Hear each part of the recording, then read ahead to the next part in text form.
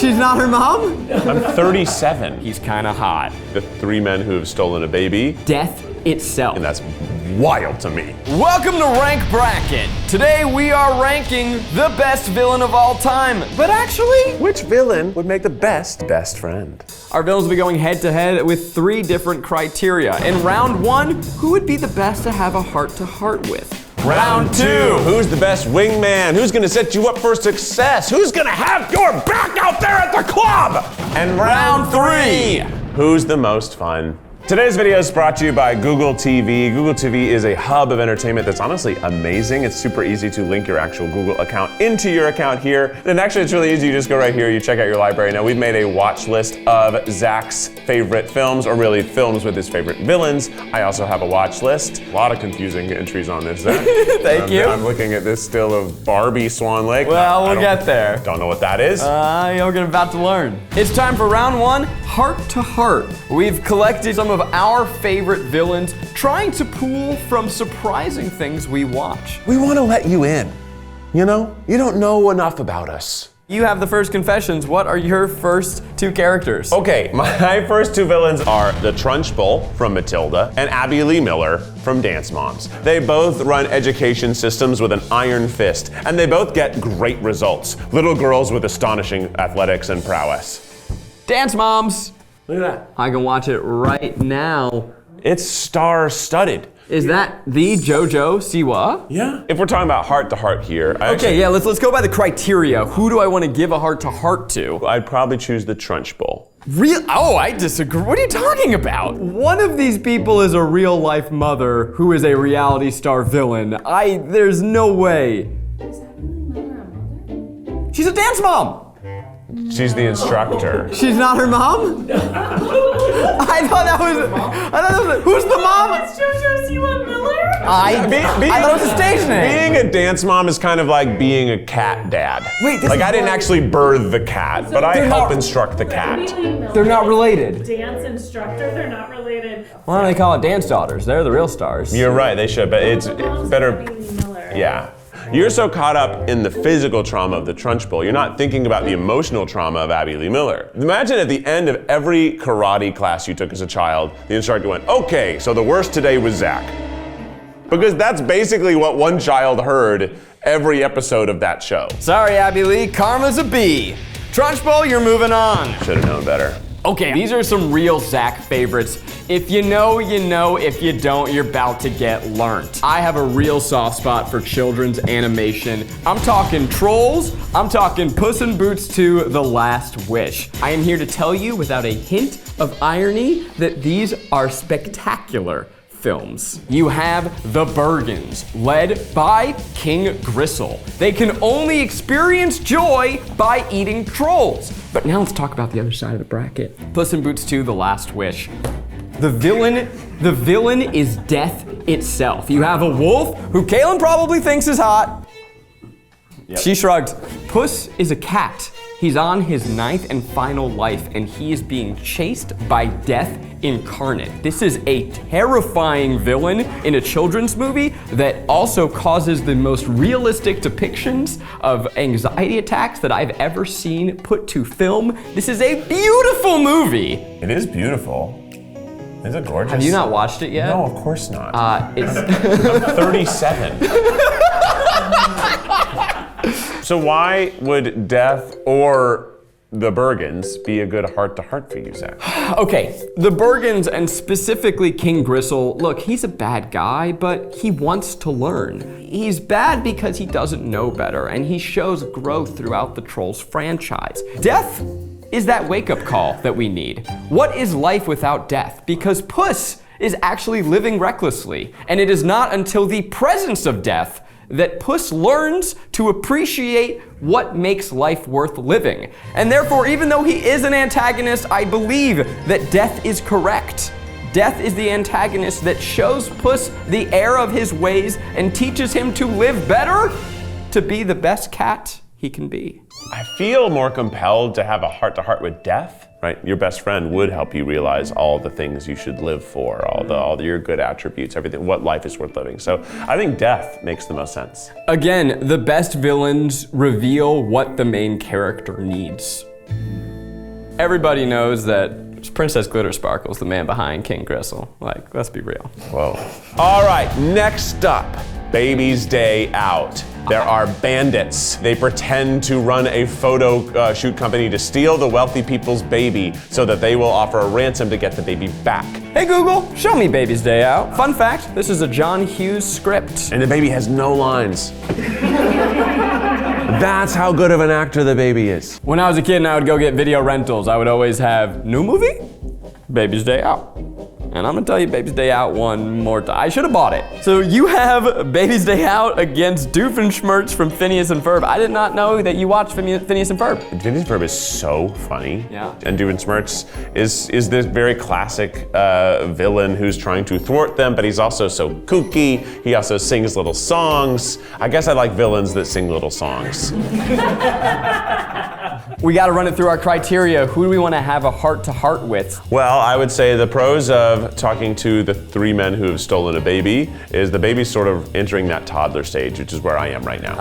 So I'd have a lot to discuss about. Babies are always headed toward danger. You gotta pull them away. Henry's always been like, that outlet looks fun. Let me just, like, no. The bandits are suffering that entire movie. One of their crotches gets lit on fire. I think that they would know how to commiserate with you. Yeah. Who do you think I would benefit more from a heart-to-heart from? Who do I think the audience wants to see go forward? Probably do. They should. They should. I hear you. Baby's Day Out. That was our favorite film. It was mine too. You're going against our childhood favorite right now. We're old. Doofenshmirtz it is, to the delight of the Gen Z employees in the room. Oh boy, this is gonna be wild. This is... Your list is insane. Yeah, I wanted to talk about things from my childhood that I loved watching that really shaped who I am. And what people may not know is that I am a horror nut, and I grew up an anime fanatic. I loved Dragon Ball Z. Every single day I would run home after school and watch Dragon Ball Z, and one time, my best friend at the time made me late because I had to stay behind for his soccer practice, and his mom was driving us home, and he swore that we would be on time even though we weren't, and then he was like doing some BS and stretching after. We missed it. Oh, this happened for me with the season finale of Power Rangers. Oh! I was very mad at my grandmother. Which is what makes having Google TV so great. Soccer practice, you're not standing in my way anymore. I'm cheating a little bit here. Piccolo was my favorite character in Dragon Ball and Dragon Ball Z. He begins as the big bad of Dragon Ball and then becomes part of the posse, part of the group. He's strong, he's buff, he's green, he's kinda hot.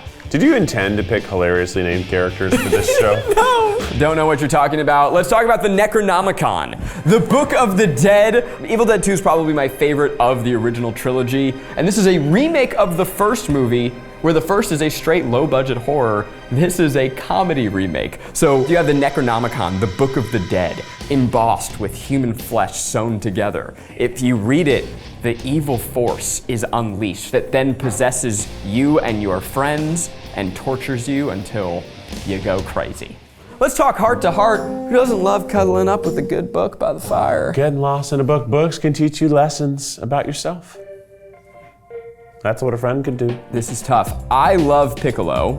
He was my favorite character. I had his action figure. He is blunt. Yeah, I don't think that Piccolo would even listen.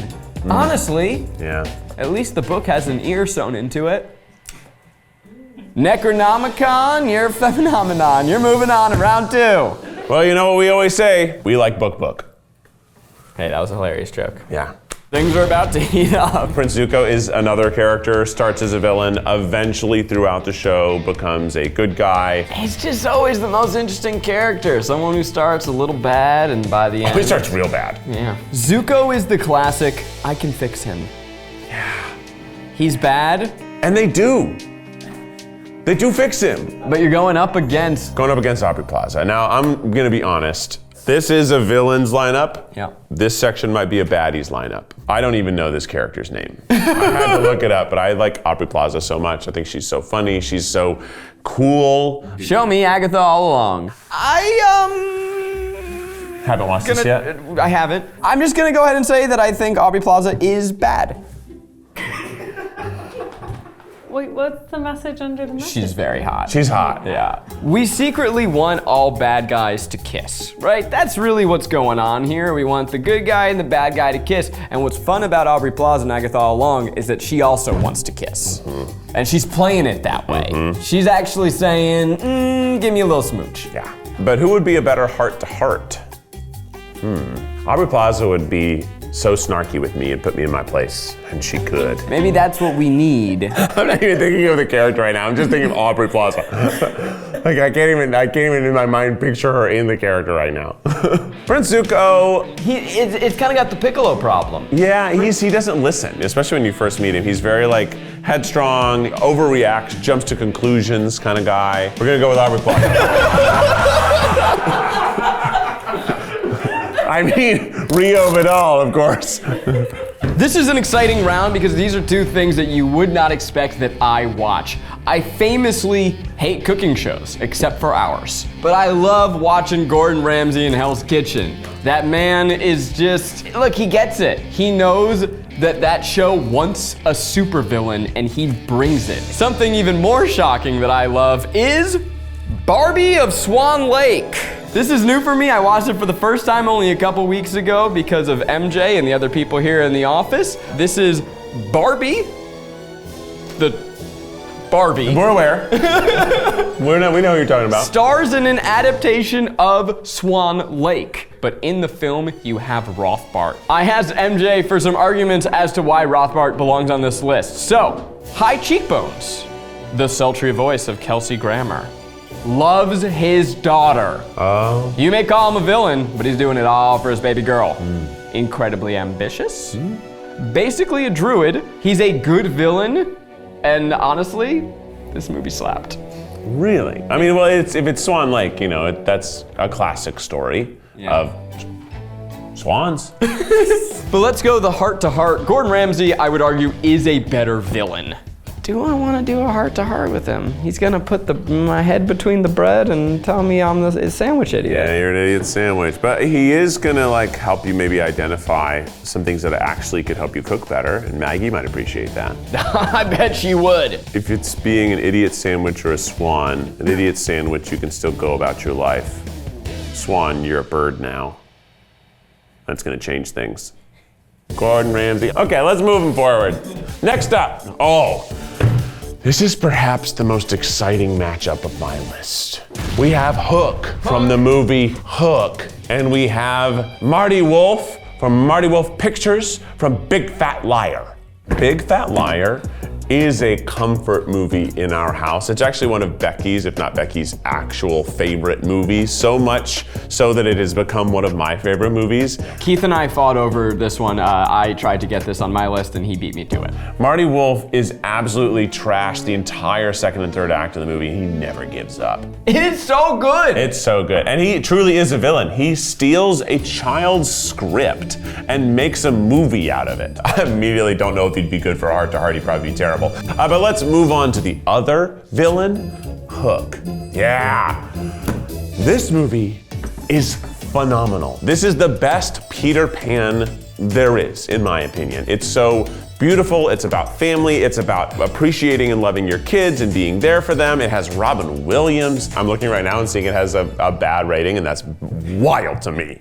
You've got so many famous scenes, the food fight, Rufio. Well, let's focus it in though on the heart to heart. Hey, by the way, our second Dante Bosco. Yeah, and Hook kills him. Okay, well that's maybe against the heart to heart though. No, he does aim for the heart. Yeah. I think that Hook has an emotional side. He is at least nice to Shmi. Marty Wolf is mean to everyone. You're not gonna get an argument here, I think. Hook, you're moving on. This is a tough round for me. You've got two of my mid-2000s faves, Mean Girls and The Devil Wears Prada. Regina George, she's bad, she's mean, but also, when you're in her good graces, you feel like you can do anything. You can be anything. On Wednesdays, you can wear pink. And she can survive getting hit by a bus. Very few people can do that. I heard Katie threw her in front of that bus. Whoa. Miranda is arguably a better villain. She is meaner, she is iconic, she's got all of these great lines. She turns Anne Hathaway into the person she needs to be. It's a coming of age story, but it's also an abusive work relationship. We don't like that.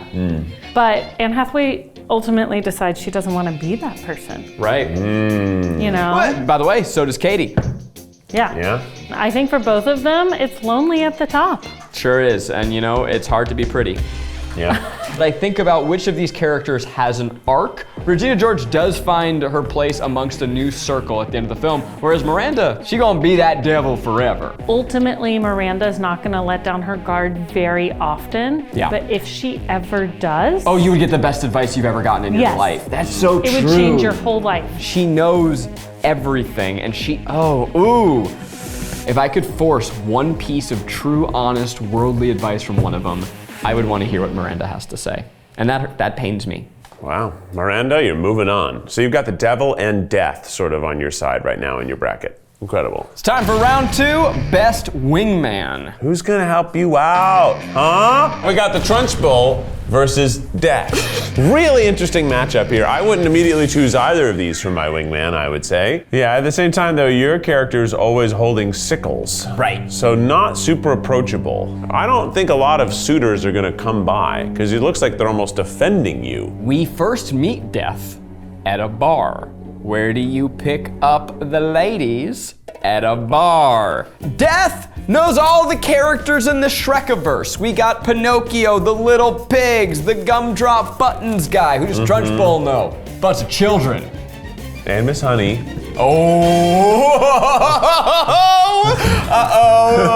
You know, who's gonna set you up with Miss Honey? The Trunchbull is the most likely person to do it. And Miss Honey, I mean, it's all in the name. Okay, I think we all just discovered that Zach has a thing for Miss Honey. Rachel, Miss Honey's hot. everyone in this room has a thing for Miss Honey. Who watching this video doesn't have a thing for Miss Honey? I mean, she's written so well.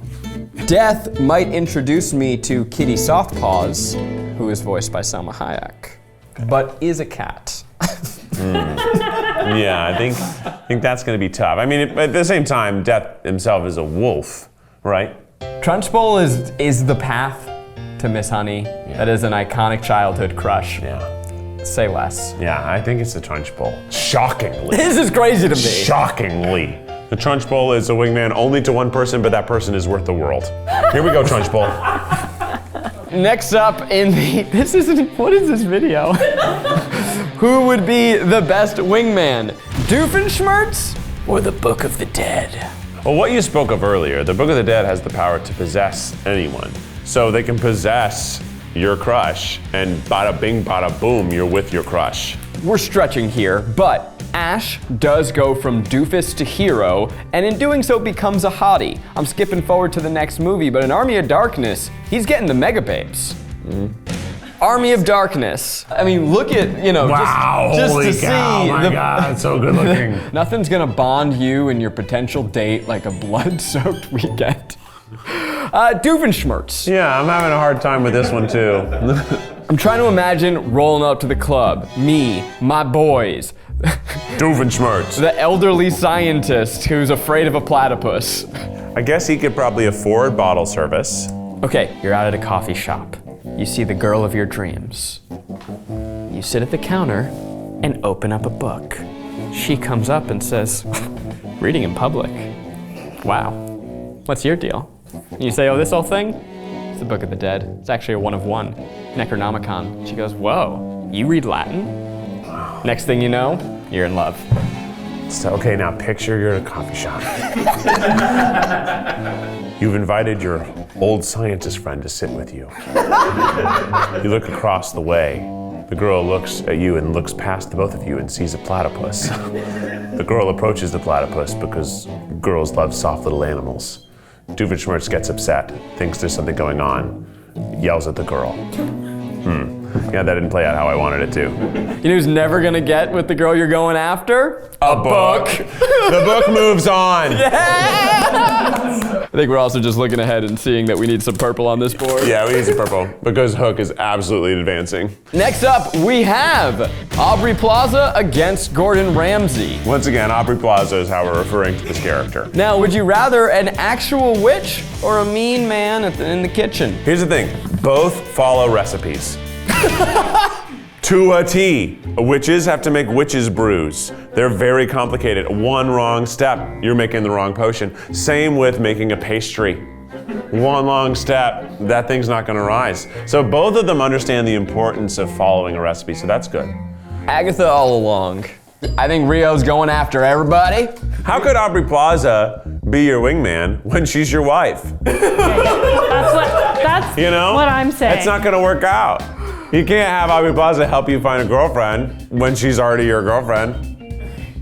Because you're probably not hanging out with her unless she's your girlfriend, because someone else is gonna have her as her girlfriend, and then you're not gonna be friends with her. In this scenario, they would fall in love with Aubrey Plaza instead of me. I don't like that. Also, I would fall in love with Aubrey Plaza instead of them. That defeats the purpose. Yeah, she's trying to smooch. She's trying to smooch. Trying to smooch out Canonically, there. she's trying to Trying to smooch. Gordon Ramsay can cook us a beautiful dinner, get us into any restaurant we want. That's true, yeah, he could call any place and get you a reservation in 20 minutes from now, which is pretty wild. He's got his family. He's not trying to steal my date.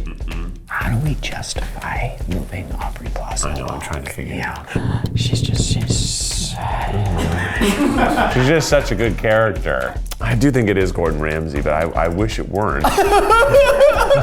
I think he'd really be able to help you on your dating life, you know? I really think he would. Congrats, Gordon. You're moving on. Moving on. And finally, Captain Hook from Hook. Miranda. Why would Miranda be a good wingman? I'm struggling to figure out one good reason why Hook would be a good wingman. He's on an island of lost boys. No, he's not. He's on the pirate ship with lost men. And you're not being very inclusive of homosexuals right now, Zach. That's what I got to say about that. Dirty pirates with myth and teeth and scurvy. Miranda works in fashion. You're in the bubble. Environment? You're in the room where it happens. Just by being in her orbit. Hook could steal you a girlfriend. Hook can roll up to anywhere in the world, go through your window, snatch up your lady, and bring her to you on a boat. He's got treasures. He's got booty. I'm thinking about the qualities that make a great wingman. Someone who can help break the ice, someone who can be your hype man, someone who can introduce you to a world beyond your own. When we go through those three criteria, I gotta say, Hook edges it out. Not a boy. Yeah, it's Hook. Yay, Captain Hook. Also, we would be here all day if I tried to fight Keith on I this. love Hook. I love Hook. We have our top four, the final round. In this round, we're just going with who would be the most fun to hang out with. We have the Trunch Bowl, Tough. the Book of the Dead, Okay. Gordon Ramsay, Okay. and Captain Hook. Woo! Now, Trunch Bowl mainly traffics in mental torture, where the Book of the Dead does want to tear your body limb from limb. I gotta tell you, I think Trunchbull does it all. Trunch Bowl's whole thing is law and order. She is a fun police. The whole point is that children need to be in line. They need to be reprimanded if they express themselves in any way that is outside the bounds. That is the fun police incarnate. Whereas The Necronomicon No. is a book. and reading is fun, demental. It unleashes chaos, which can be kind of fun. You have taxidermied animals on the wall singing. That's fun. It's not all roses, I'll give you that. There's some death, there's some dismemberment, but she punishes you, she restricts you, she hurts you, she throws you, she makes you eat an entire cake until you're gonna explode. That's fun for her. Yeah, she's having fun. And I actually said earlier, the children all find ways to have fun within that school. But not because of her. Well, yeah, in full reaction to her. None of us want this, okay? Maybe we made a mistake and Doofenshmirtz should be here. He would have had an easy pathway, but he's not here. He's not here. So we gotta go with the book. Yeah! I guess the book. I think the book. I mean, the Trunchbull is mean, so yeah. Let's go with the book. No one likes teachers, but sometimes you find a book you like. Well, some teachers are great. Miss Honey. Yeah. Either competitor to the book are insane at this point. It's either Gordon Ramsay or Captain Hook. Either one is going up against a book. A spooky book. As our best friend. As our best friend. Because I don't know about you, but when I was a kid, my imagination was my best friend. And books are a pathway to imagination. But you know what's an even better pathway to imagination? Movies and TV shows. And you got them all in one place thanks to Google TV. That's right. And Captain Hook, he's in all of it, baby. Captain Hook's in a book. Captain Hook's on the screen. Captain Hook. Captain Hook. Okay, so who is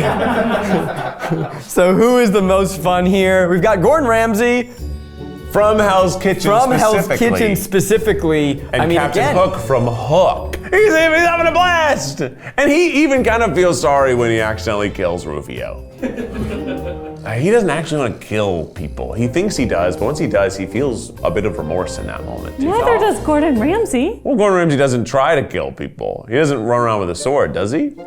He runs around with knives, perhaps. He has chef's knives. They're sort of like little swords. We're not talking about who's the most dangerous. Yeah, right. Who's the most fun? I mean, he's got a wig, he's got a hook, he's got a pegged leg, he's dancing around, they're clapping, he's dancing, he's yelling at Shmee, they're laughing about it. Easy. He's got the blink, he's got the wink, he's got the pop.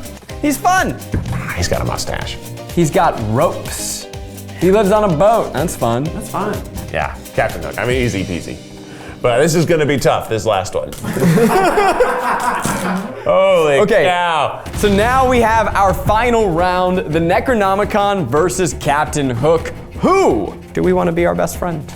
We have two equally enigmatic characters here. One of them, a garish pirate who steals children, plays games, has whimsy, and is afraid of crocodiles. The other, a book that unleashes hell itself. And why would the book make an actual good friend? It hasn't. It's outstayed its welcome. Congratulations, Captain Hook! You are our best friend! Captain Hook! Oh, good form! Captain Hook! Captain Hook! I love it. I love it. Captain Hook, you are our big winner today, and that's, I mean, honestly, Dustin Hoffman's fun. Yeah, he's good. That was a whirlwind. Thank you to Google TV for sponsoring today's video. You can check out our movie confessions on Google TV. Google TV really is an amazing hub of all your favorite streaming platforms. What bad guy do you want to be your best friend? What mistakes did we make? I doubt any. And until next time, you're right, we're wrong, we'll never shut up. Bye. Bye.